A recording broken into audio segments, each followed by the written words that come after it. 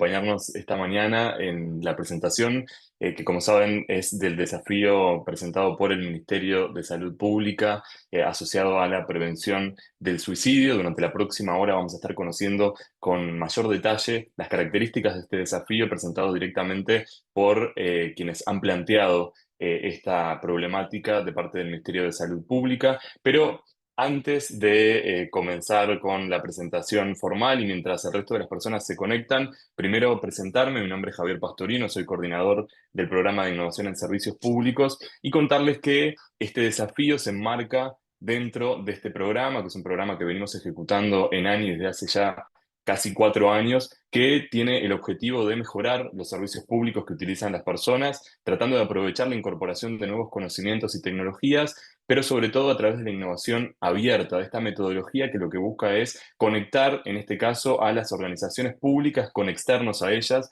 ya sean empresas privadas, centros tecnológicos, instituciones académicas, para, a través de esa conexión, generar innovación, resolviendo problemas que impacten positivamente en las personas que utilizan los distintos servicios dentro de Uruguay. Toda la información sobre nuestro programa y las herramientas la pueden encontrar en innovacionpublica.ani.org.uy. Previo a iniciar este proceso, les comentamos un poco cómo va a ser la agenda del día de hoy. Luego de esta introducción, vamos a hacer un repaso del proceso de postulación. Esto va a estar a cargo de mi compañera Nicole Kimmelman, que es analista del programa de innovación pública, para, una vez que eso suceda, dar paso puntualmente a lo que tiene que ver con la presentación del desafío, que va a estar a cargo de Alejandra Moreira, del Ministerio de Salud Pública, que es la coordinadora del programa de salud mental, quien ha presentado junto con su equipo este desafío que está en curso y que busca solución en este momento. A partir de la finalización de la presentación del desafío, vamos a habilitar el espacio para el intercambio de dudas y consultas técnicas. Recuerden que esta instancia, lo más rico que tiene, más allá de, por supuesto, conocer de primera mano las características en profundidad del desafío, es el intercambio con ustedes, que son los posibles postulantes de soluciones, por lo que invitamos a llevar a cabo esas preguntas y dudas técnicas respecto al desafío, así como también de procedimiento, que vamos a poder responder en esta instancia. Y bueno, finalmente daremos cierre a esta instancia. Algo que es importante, y en esto de poder interactuar con el espacio más enriquecedor, que como decía son las preguntas y respuestas sobre el desafío, es que, como verán, el chat está deshabilitado, pero ustedes encuentran el botón de preguntas y respuestas, que es por donde les pedimos que puedan hacer sus consultas a lo largo de toda la presentación, tanto ahora cuando inicie Nicole la instancia de cómo presentar el desafío y las características de postulación, como también del aspecto técnico del desafío.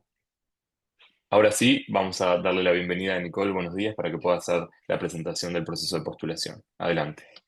Gracias, Javier, por la introducción. Buenos días para todas y para todos. La intención ahora es comentar brevemente sobre el proceso de postulación y cuáles son los elementos más importantes que se deben tener en cuenta, para luego sí dar paso a la presentación del propio desafío de la mano del equipo del Ministerio de Salud Pública. Bueno, para comenzar, sobre el proceso de postulación, la postulación se realiza a través de un formulario en línea, y dentro de ese formulario es necesario completar una serie de aspectos técnicos que posteriormente serán evaluados por el comité de evaluación y que son fundamentales para la presentación de la propuesta. Entre esos aspectos técnicos nos encontramos con la descripción de los antecedentes de los proponentes de la solución, haciendo una breve reseña sobre su trayectoria y especificando los antecedentes asociados a la temática del desafío que se está presentando. También describir sobre la capacidad del equipo de trabajo, indicando también la formación, capacidades, conocimientos de cada uno de los participantes, que eso es sumamente importante, asociado a los recursos humanos técnicos que formarán parte del proyecto. También nos encontramos con un apartado de descripción del propio proyecto de prototipo de solución, en donde se busca describir en qué consiste el mismo, sus principales características, actividades, etapas y cuál es la estrategia para ejecutarlo. Luego nos encontramos con un apartado de mérito innovador, donde es fundamental poder identificar cuáles son esos elementos innovadores o diferenciales de la propuesta que se está postulando. Luego hay un apartado sobre viabilidad técnica, donde se busca identificar cuáles son esos procesos técnicos y tecnológicos que se prevén realizar para ejecutar el proyecto, identificando también en la medida que sea posible cuáles son los potenciales riesgos que pueden surgir en el proyecto, así como la estrategia de mitigación de los mismos. También hay un apartado que es importante sobre el impacto de la solución, es decir, cómo se espera que esa solución pueda impactar en la institución pública que propone el desafío, así como en los usuarios de sus servicios. Luego un apartado de testeo del prototipo, esto es cómo se prevé probar el prototipo una vez desarrollado, ejecutado. Luego encontramos con un apartado de objetivos, indicando cuál es el objetivo general de la propuesta, así como sus objetivos específicos. Y luego esto va acompañado de un cronograma de ejecución de actividades, en donde se deben desglosar todas las etapas y actividades en forma cronológicas, lo que va acompañado de un cronograma de ejecución financiera con el desglose de los rubros que son necesarios financiar para el desarrollo de la propuesta. Bien, como les comentaba, la postulación se realiza a través de un formulario en línea, que esto se accede ingresando en el siguiente link, que es el link del desafío, es decir, hablamos de innovacionpublica.ani.org.uy/desafíos, y dentro de los desafíos, que tenemos varios, tanto cerrados como abiertos en este momento, es innovación en prevención del suicidio. El llamado se encontrará abierto, esto es algo fundamental, hasta las 14 horas del jueves 13 de marzo, y posterior a esa fecha no es posible presentar la propuesta, por lo que es importante que todos los interesados en hacer su postulación tengan presente esta fecha para poder entrar dentro de la evaluación de las mismas. ¿Quiénes pueden participar? Bueno, pueden participar postulando soluciones, empresas del sector privado, en forma individual o en conjunto con organizaciones del ecosistema de I+D+I nacionales. Es decir, siempre tiene que haber, es obligatorio que haya una empresa del sector privado, quien podrá decidir o no aliarse con un centro tecnológico, una institución académica, un centro de investigación, etcétera, en caso de entenderse oportuno. Bien, una vez que cierra el llamado, luego de la fecha y hora mencionada, el CECIP, que es el Comité de Evaluación Técnico del Programa de Innovación en Servicios Públicos, en conjunto con el equipo del Ministerio de Salud Pública designado, va a realizar la evaluación y selección de la propuesta que va a desarrollar el proyecto. Quien resulte seleccionado va a firmar un contrato con ANI, con las condiciones de desembolsos y demás formalidades, y quien fuera seleccionado va a contar con un plazo de 10 meses para el desarrollo del prototipo de la solución, quien podrá recibir hasta 4.260.000 pesos uruguayos no reembolsables. Por más información, como le comentábamos, todo esto está publicado en la web del desafío, y ahí hablamos innovacionpublica.ani.org.uy, desafíos, innovación en prevención del suicidio, y cualquier duda o consulta posterior a esta charla nos pueden encontrar en desafío.msp.ani.org.uy. Y Muchas ahora sí, gracias. damos paso Exacto, a la muchas gracias, presentación Nicky. del desafío. Simplemente antes de dar paso a Alejandra, hacer algunas aclaraciones. Ya veíamos en el botón de preguntas y respuestas algunas preguntas que tenían que ver con si esta instancia va a quedar grabada, y sí, quédense tranquilos y tranquilas que esta instancia va a quedar grabada, y no solamente va a quedar grabada esta instancia, sino que también todas las preguntas que recibamos a través de este medio vamos a sistematizarlas a través de un documento en línea escrito que luego, una vez finalizada esta charla, y seguramente el día de mañana estaremos compartiendo con todos y todas las asistentes tanto la grabación de la instancia como este documento con las preguntas y las respuestas que se han hecho. ¿Por qué digo esto? Porque obviamente en esta instancia tenemos un tiempo limitado, 1 hora como máximo, y muy seguramente haya algunas preguntas que queden por fuera y que no se puedan responder en esta instancia, pero todos deben quedarse tranquilos y tranquilas de que van a estar respondidas en ese documento que podremos compartir después, una vez finalizada esta instancia. Así que, evacuadas esas dudas, ahora sí vamos a dar paso a Alejandra Moreira, que por alguna razón sale con otro nombre en este Zoom, pero se trata de Alejandra Moreira, que va a estar presentando las características del desafío. Como decíamos al inicio, ella es coordinadora del programa de salud mental. Adelante, Alejandra. Buen día. Hola, buenos días a todos. Sí, cambié mi nombre en la descripción, pero estoy con el link de Laura, entonces seguramente es por eso que sale Perfecto, el nombre de Laura allí. no hay Bueno, problema. em, pasá por favor a la primer diapo. Bueno, antes que nada, plantear brevemente lo que es la problemática, ¿no? Y qué fue lo que nos movilizó a querer innovar o querer investigar en este tema.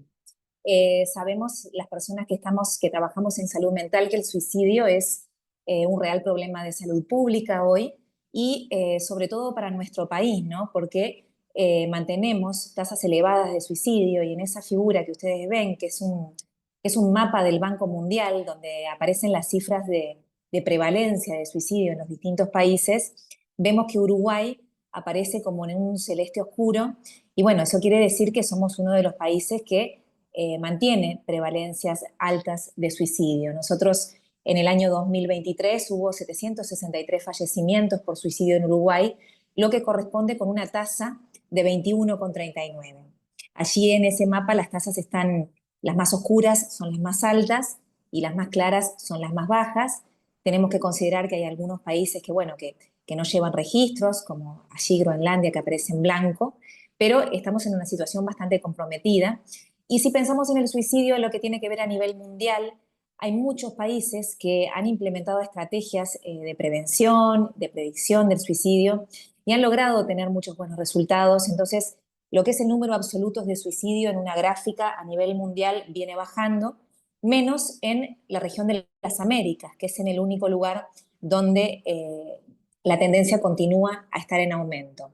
En el año 2023, por primera vez en bastantes años, se registró un descenso en la tasa, pero bueno, es un descenso, es poco y solamente corresponde a un año de trabajo. Las tendencias se tienen que mantener durante más tiempo.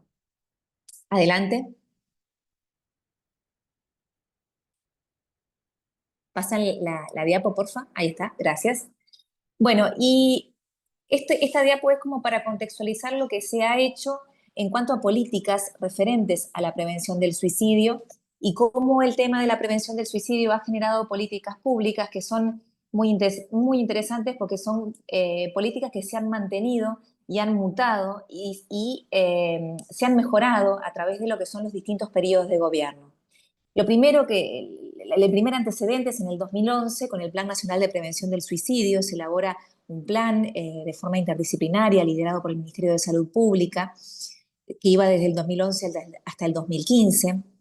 En el 2012 sale una ordenanza ministerial que obliga a la notificación obligatoria de los intentos de autoeliminación, entendiendo a los intentos de autoeliminación como fenómenos o sucesos que debían de ser informados al Ministerio de Salud Pública, igual que, por ejemplo, otras enfermedades infecciosas.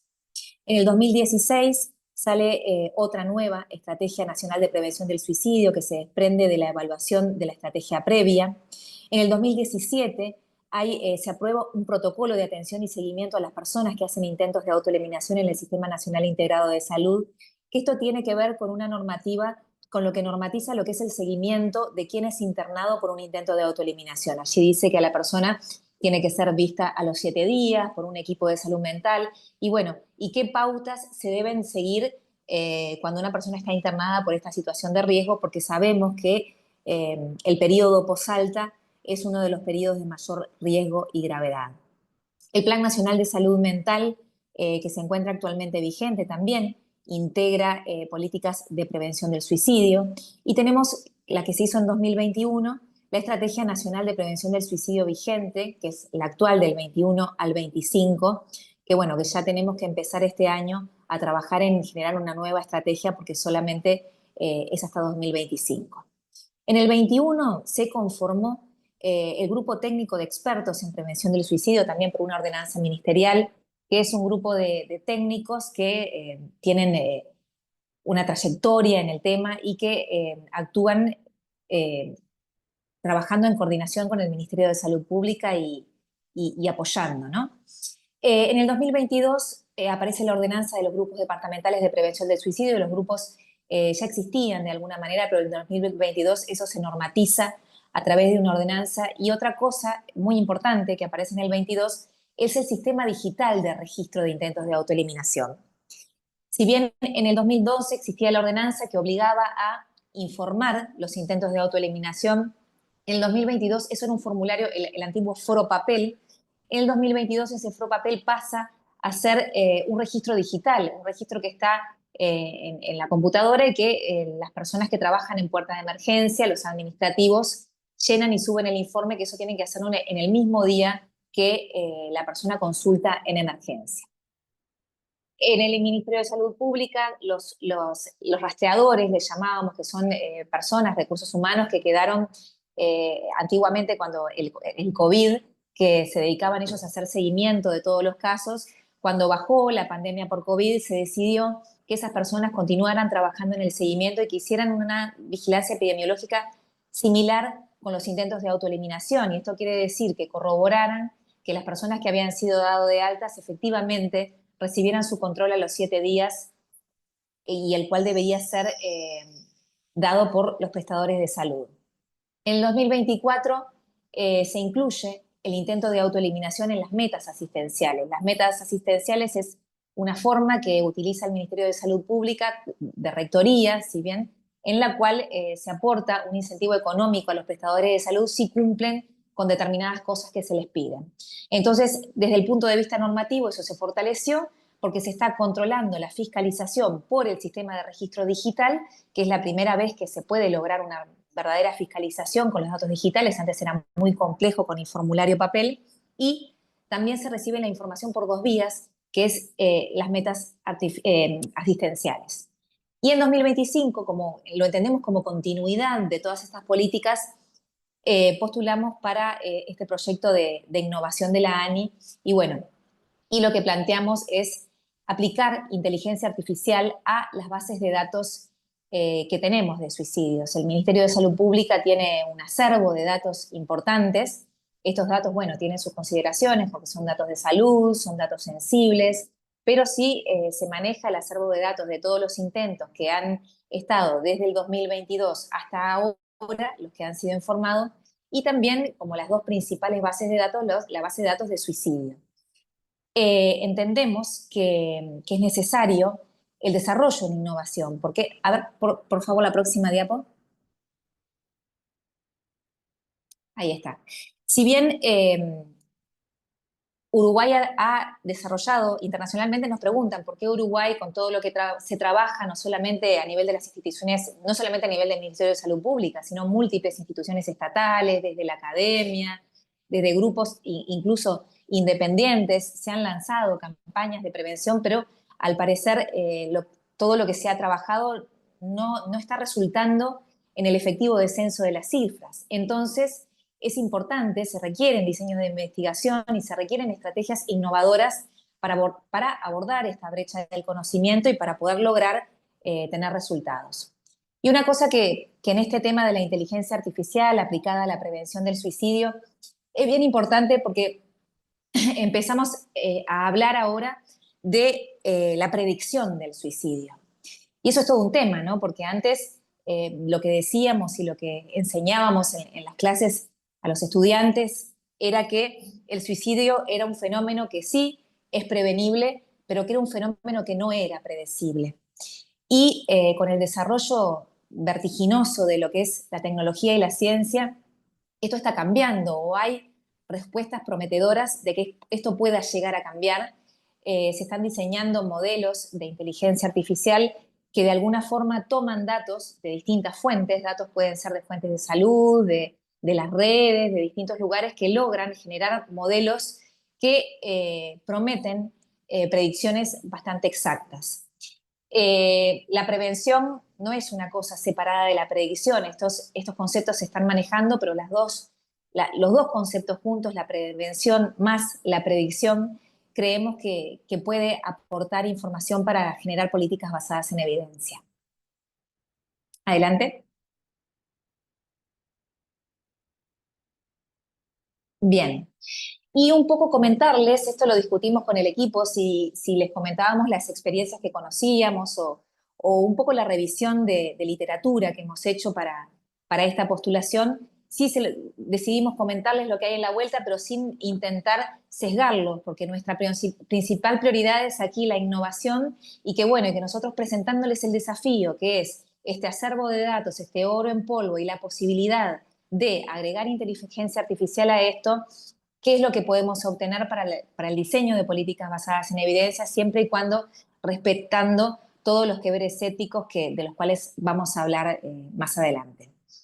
Las técnicas que más en lo que tiene que ver con inteligencia artificial han probado ser efectivas en la prevención del suicidio tiene que ver con el machine learning, el deep learning y el procesamiento del lenguaje natural. Estas son las técnicas que más han mostrado potencial. El procesamiento del lenguaje natural tiene que ver con lo que hacen, por ejemplo, el chat GPT o la inteligencia artificial, que uno no necesita poner un input tan exacto como, por ejemplo, cuando puede trabajar con una calculadora, que uno para obtener un resultado tiene que ponerle una operación matemática específica, sino que cuando nos comunicamos con la inteligencia artificial podemos hablar de otras formas o podemos comunicarnos de formas no tan estructuradas. La inteligencia artificial lo entiende. También una cosa que es muy prometedora es el fenómeno de escalabilidad, porque existe la potencialidad de que la inteligencia artificial aprende sobre sí misma, mejora su propio modelo, entonces esto puede estar en continuo desarrollo. Los estudios que hay en la vuelta, las investigaciones, las revisiones sistemáticas, hay una bien reciente que cierra en el 2023, plantean estos modelos que integran distintos tipos de técnicas de inteligencia artificial y distintas fuentes de datos y calculan el rendimiento del modelo por lo que se llaman las curvas AUROC, que es como la curva ROC, pero es el área que queda debajo de la curva, se calcula, si esa área tiende a 1, eso quiere decir que la predicción es mayor. Y bueno, los estudios manejan entre cifras de 0,8, 0,98, algunos. Esto en consideración de que todavía es un campo en continuo desarrollo y en interés y que todavía queda pendiente investigación para poder asegurar que esto sea totalmente efectivo.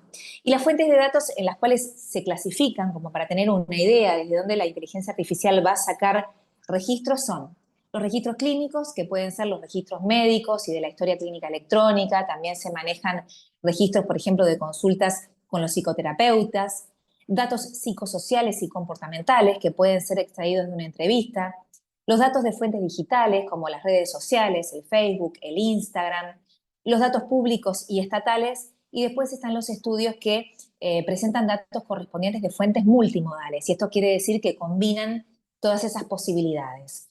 La mayor cantidad de estudios, por supuesto, no se centran en Latinoamérica, no encontramos ninguno en nuestra zona, pero sí principalmente son de Norteamérica, Asia, Australia y Europa.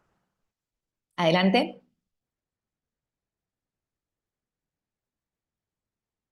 Pasan ahí está, bien. Bueno, los estudios de datos clínicos lo que hacen principalmente es integrar el procesamiento del lenguaje natural y ponerlo en fuentes de información. Entonces lo que se ha tenido son como fuentes de información, lo que hemos visto son limitadas, como en el primer estudio que dice Magnanus, desarrollan la implementación de una infraestructura nacional de procesamiento de textos clínicos dentro del Departamento de Asuntos de Veteranos. O sea, son estudios que apuntan hacia poblaciones específicas, hacia poblaciones de riesgo, y también sistemas de monitoreo de autolesiones en el estado de Australia, utilizando técnicas basadas en machine learning. Entonces, todas estas técnicas de datos clínicos y los estudios que hemos encontrado lo que hacen es entrar en la historia clínica electrónica y buscar palabras o frases o situaciones que puedan hacer entender que allí hubo un evento de intento de autoeliminación que de repente no fue reportado directamente por el diagnóstico, porque sabemos que cuando entramos a historia clínica electrónica y en bases de datos el hecho de basarse solamente con el diagnóstico presentado por el médico puede llevar o a un sobreregistro o a un subregistro, porque no todos los médicos, por ejemplo, toman los mismos criterios para comunicar lo que es un intento de autoeliminación, por ejemplo, ¿no? Porque el concepto puede ser versátil.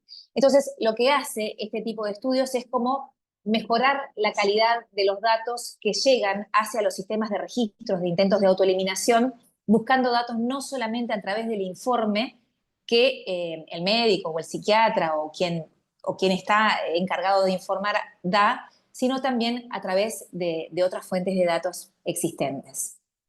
Adelante.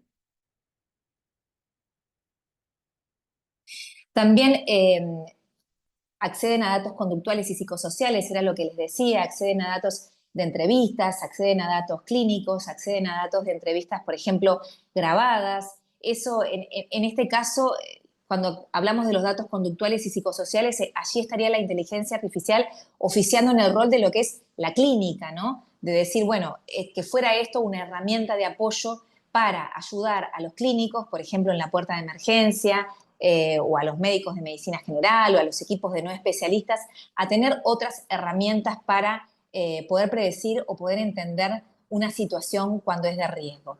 Y bueno, estos estudios en general versan acerca de eso, utilizan poblaciones específicas o utilizan Ns más grandes. Adelante. Los datos digitales y tecnológicos. Bueno, estos son los datos que se toman dentro de las redes sociales, que las redes sociales pueden ser Twitter, Instagram, Facebook, las huellas digitales, las llamadas telefónicas y de audio.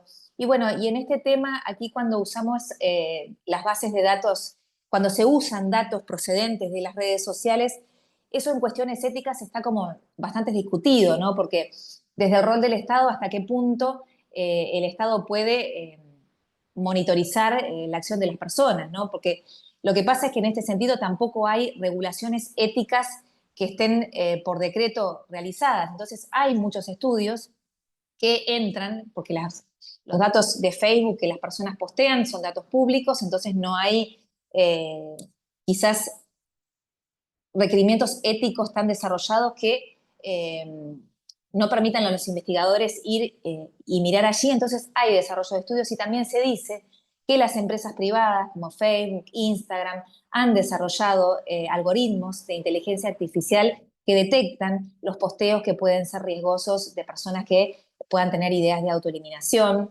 Y bueno, eso está éticamente muy discutido, porque hasta qué punto uno, al recibir esa información, o la empresa de inteligencia, la empresa de los desarrolladores, al recibir esa información pueden contractuar con eso, ¿no? Porque uno podría ser respuestas de mayor a menor gravedad, y las que se manejan es desde mandar un mensaje que diga, bueno, esta es la línea de ayuda, este es el 0800, si tenés ideas de muerte, aquí es una línea, o también una intervención que puede determinar en lo que es una internación compulsiva de una persona, ¿no? Irlo a buscar al domicilio. Eso sería algo excesivo, no sé si excesivo, digo, de acuerdo a la situación, pero sí seguro si es una situación grave.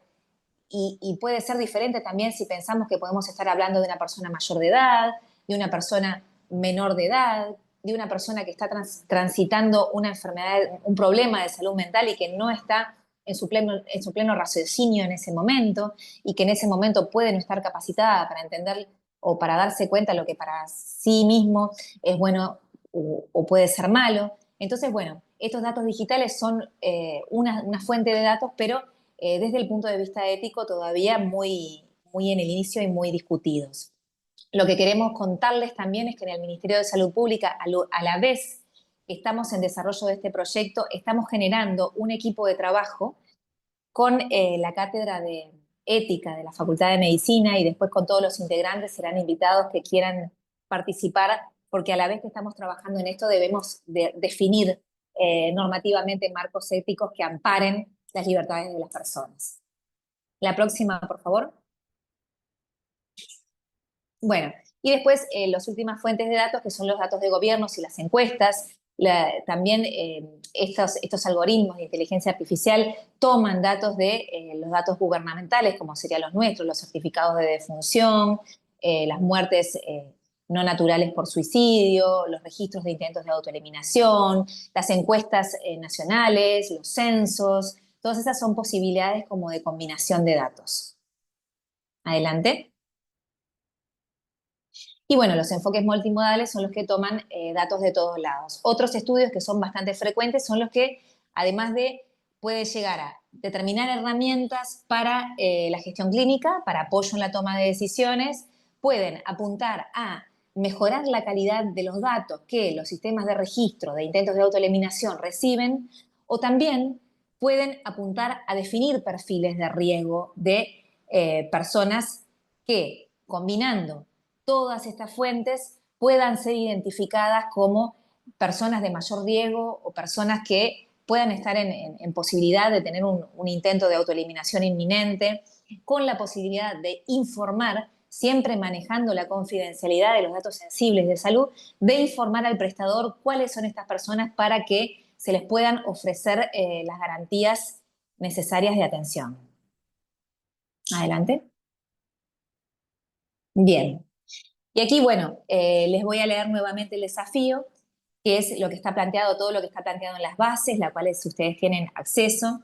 Entonces, nuestro desafío dice, se busca desarrollar una solución para el Sistema Nacional de Registro de Intentos de Autoeliminación. Entonces, este desarrollo estaría circunscripto al Sistema Nacional de Registros Digital, que permita analizar la conducta suicida de la población objetivo a través de una vasta cantidad de datos sobre intentos de autoeliminación y suicidio que posee el MSP, con el objetivo de obtener una comprensión más profunda y detallada de la problemática. A través del desarrollo de la solución se espera identificar patrones y tendencias, predecir comportamientos futuros y crear modelos predictivos que ayuden a dirigir los recursos y las intervenciones hacia los grupos más vulnerables. Además, se busca mejorar la precisión y rapidez del análisis de datos, facilitando la toma de decisiones informadas y oportunas. Esto también contribuirá a la evaluación y seguimiento de los pacientes, optimizando así la efectividad de las intervenciones y reduciendo las tasas de intentos de autoeliminación y suicidio. Ese es como el objetivo último, ¿no? Adelante.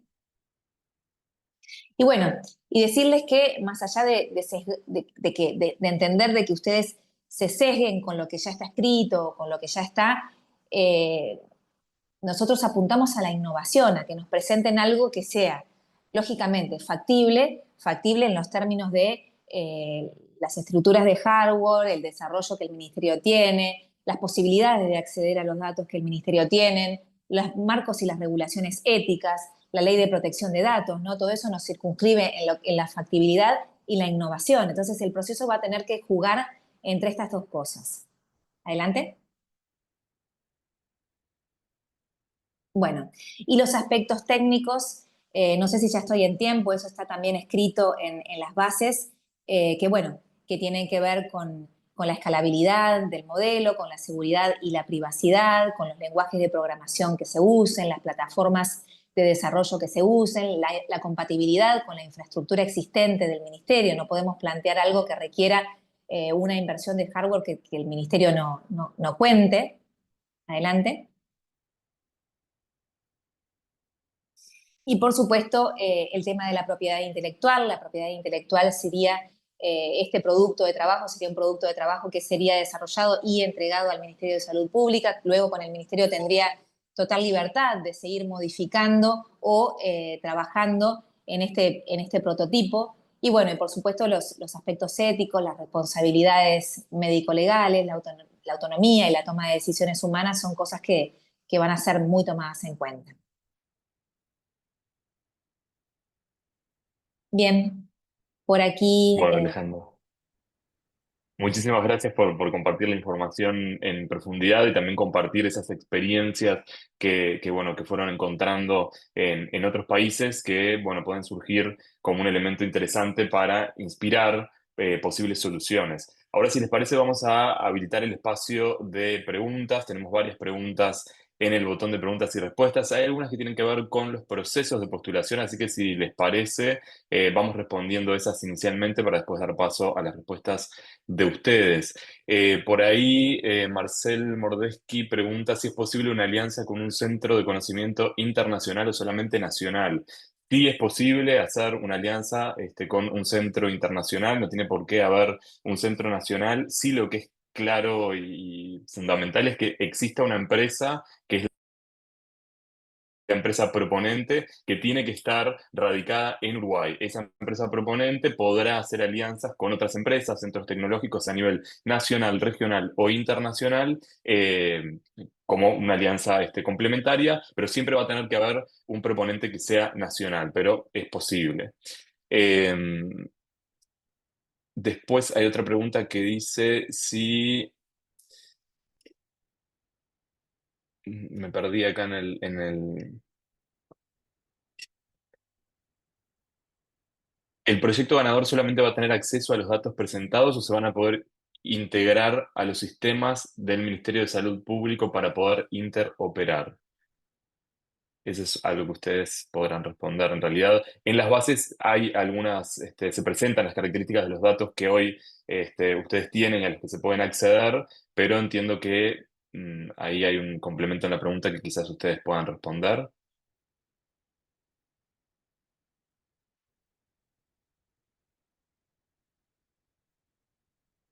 Perdón, Sí, Matías, Ana, están capaz. silenciados. Sí, Ana, ¿querés responder vos esa? Hola. Sí, lo que pasa es que depende cuál es la información que se va a utilizar, digo que se va a disponibilizar. La idea en principio no es hacer integración directa con las aplicaciones, pero sí, si existe información que es útil para el proyecto, sí se va a poder disponibilizar. Buenísimo. Entonces ahí es parte de la propuesta de solución que venga, que pueda plantear qué otros datos, más allá de los que se plantean en las bases, que ya en las bases habrán visto, hay ciertos datos, incluso cómo están tabulados esos datos, qué tipos de datos existen. Si hay algún dato complementario que desde el solucionador se entiende que puede servir para este trabajo y este desarrollo, bueno, podrán plantearlo y luego el ministerio podrá hacer el análisis para obtener esos datos con esta mención que decía Ana. Por otro lado, preguntan, somos una empresa argentina, ¿es necesario que la empresa esté localizada en Uruguay antes de aplicar o se la podría hacer luego en caso de ganar el concurso? Bueno, como decía hace un rato, debe hacerse una presentación de solución con una empresa nacional, sí o sí, que ya esté constituida y que ya esté formalizada en Uruguay al momento de postular. No es posible postular con una empresa del exterior y luego hacer una apertura nacional, sino que tiene que haber ya desde el momento de la postulación una empresa nacional.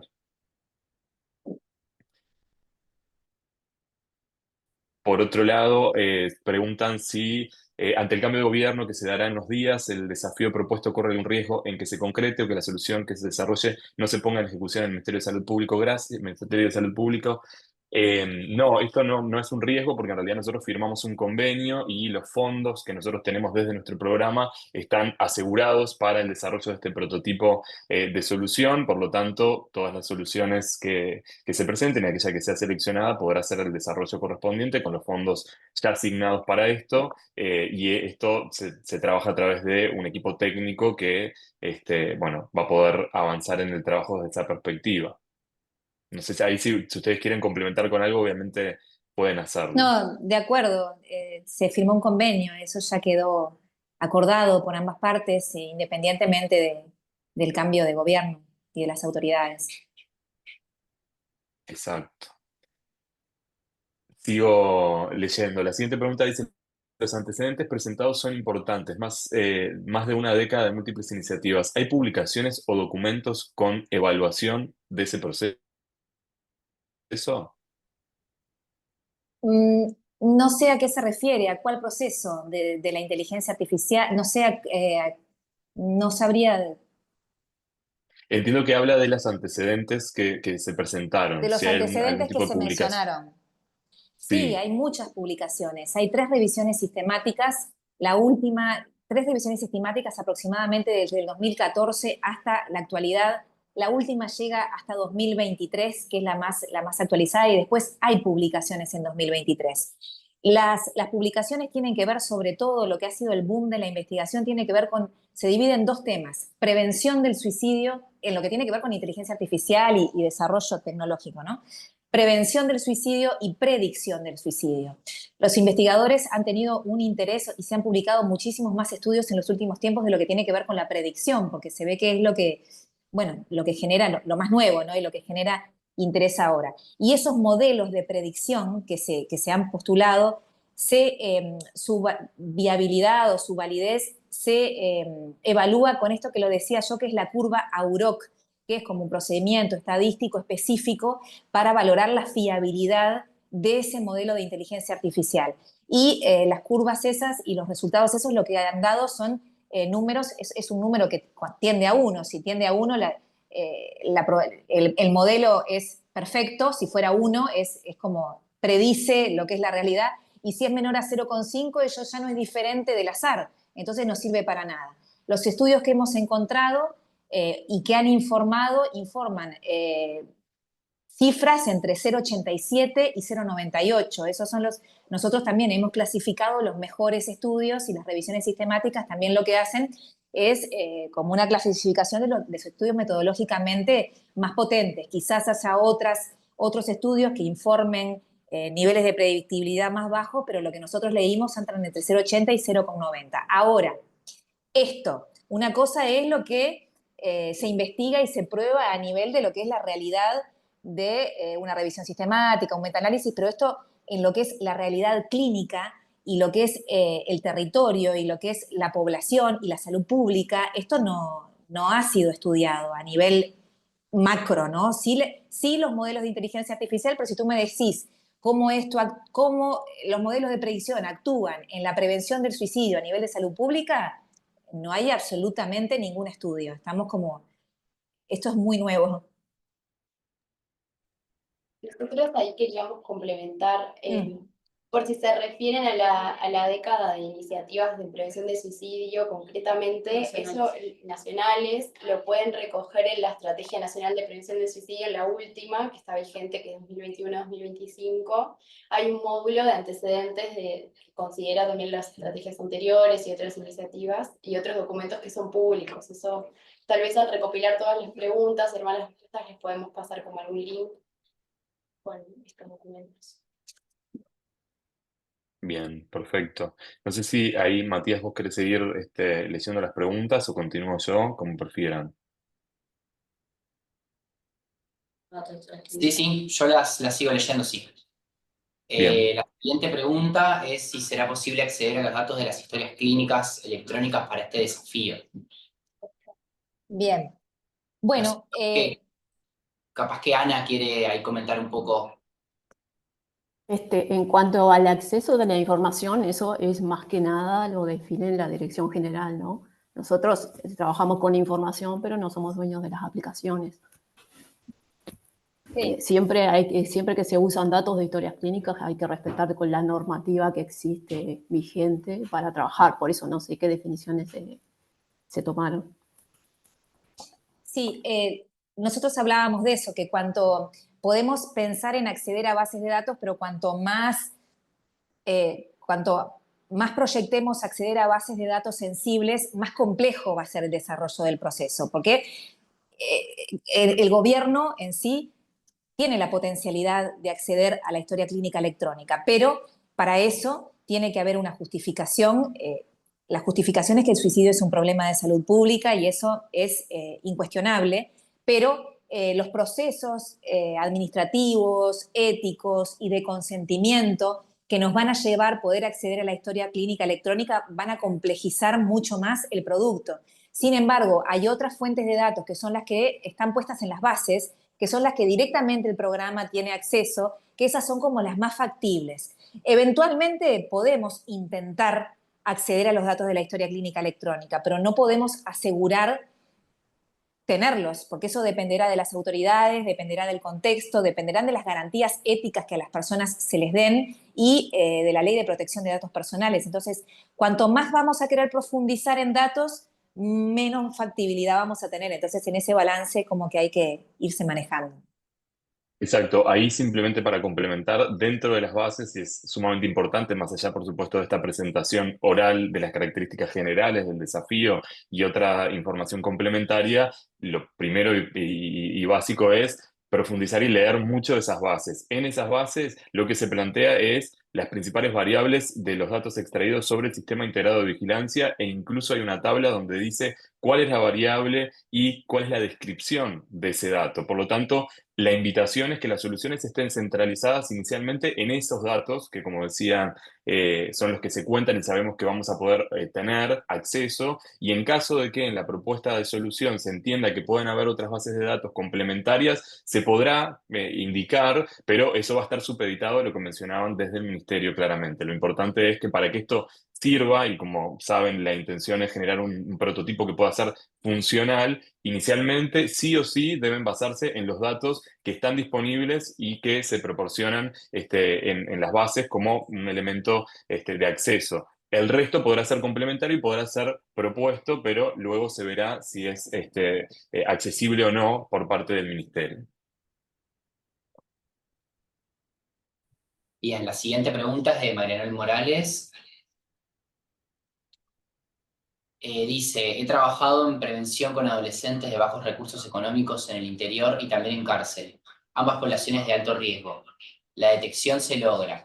En salud pública completan los datos de los casos, pero luego para lograr que esas personas accedan a un profesional, psicólogo o psiquiatra, pueden pasar 2 meses o más. Para un mes, entrevista, porque no hay profesionales disponibles. Los proyectos que presentemos deben considerar esta realidad o Salud Pública tiene un plan de mejora para la atención inmediata de estos casos detectados de alto riesgo. Gracias. Denise va a responder. O Alejandra, como quiera. Dale, dale, Denise.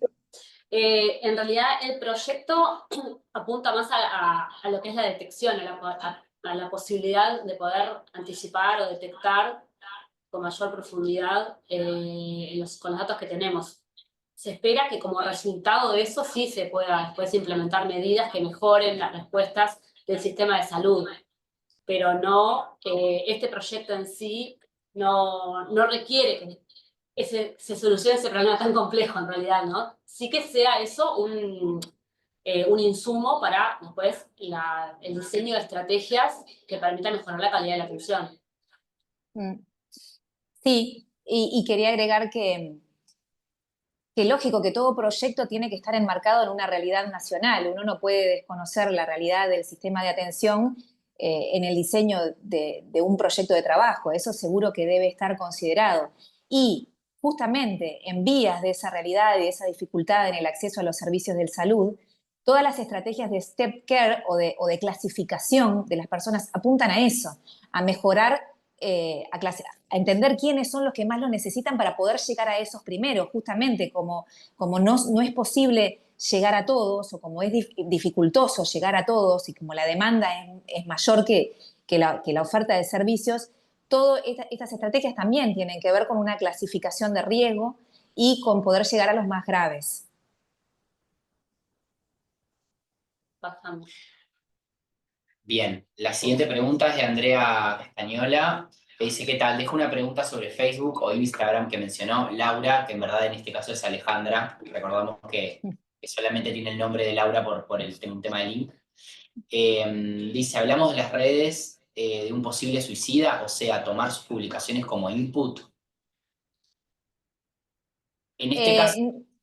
Dale. No, eso se los nombramos como... la idea de eso fue como comentar los antecedentes y contarles a ustedes la revisión que nosotros habíamos hecho acerca del tema y lo que hay, qué es lo que hay, qué investigación hay en la vuelta, qué es lo que hay, qué publicaciones hay. El tema del Facebook, yo creo que no sería un camino por el cual arrancar porque eso tiene muchas consideraciones éticas, porque no se puede generar medidas de intervención que atenten contra las libertades de las personas. Y de repente, quizás una persona que escribe en Facebook quiere poder capaz expresarse, pero quizás no quiere que el gobierno se entere o que el sistema médico, no sé. Yo creo que la parte de Facebook y redes sociales, si bien es una posibilidad, es un ámbito bastante complejo por las responsabilidades éticas. Sí, ahí solamente un comentario para complementar también. Allí creo que Alejandra y el equipo lo que hacía era presentar qué es lo que existe y cómo se han dado soluciones a este tipo de casos a nivel regional, internacional, etcétera, pero no quiere decir que las soluciones tengan que estar adecuadas o alineadas a estos ejemplos. Estos eran simplemente ejemplos para poder inspirar y también poder demostrar de alguna manera que este tipo de soluciones predictivas pueden llevarse a cabo. Inicialmente, lo importante en este caso es adecuarnos a los datos, la información que se plantea en las bases, tratando de cumplir siempre el objetivo primordial, que es el tema de la predicción, inicialmente con la información que, como decíamos hace un rato, se cuenta y sabemos que realmente está disponible. Todo lo que implique complejidades éticas, morales, etcétera, de protección de datos, claramente también tiene que tenerse en cuenta al momento de hacer la postulación y tratar de evitar ponerlo como algo que sea 100% necesario. Quizás sí pueda ser una propuesta complementaria, algo que se pueda decir, bueno, con lo que se plantea en la base de datos que tenemos dentro de las bases, se puede hacer esto y se sugiere incorporar estas otras cuestiones y eso podrá ser analizado posteriormente, pero sí es importante tener presente que los ejemplos lo que buscaban era eso, inspirar o ver cómo otros países lo llevan a cabo, pero luego hay que adecuarse, obviamente, a las características de los datos que se tienen disponibles y a todas estas restricciones que pueden surgir. Entonces también eso tiene que ver con la factibilidad técnica del posible desarrollo que es parte del proceso de evaluación y que también los solucionadores tienen que analizar a la hora de proponer una solución.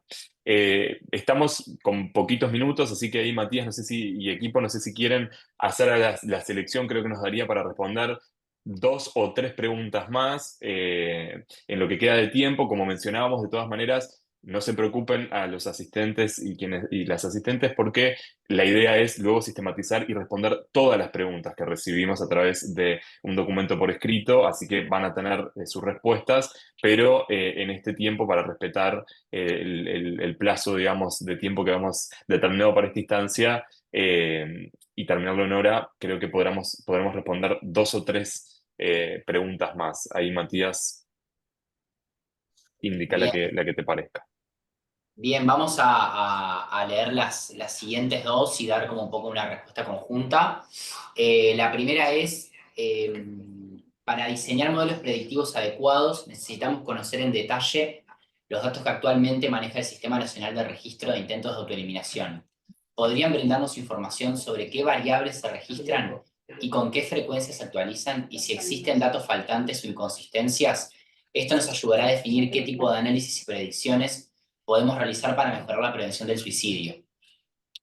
Brevemente, las variables que son del sistema están en las bases y las características de la base también están ahí en la presentación del desafío, así que pueden acceder de esa forma.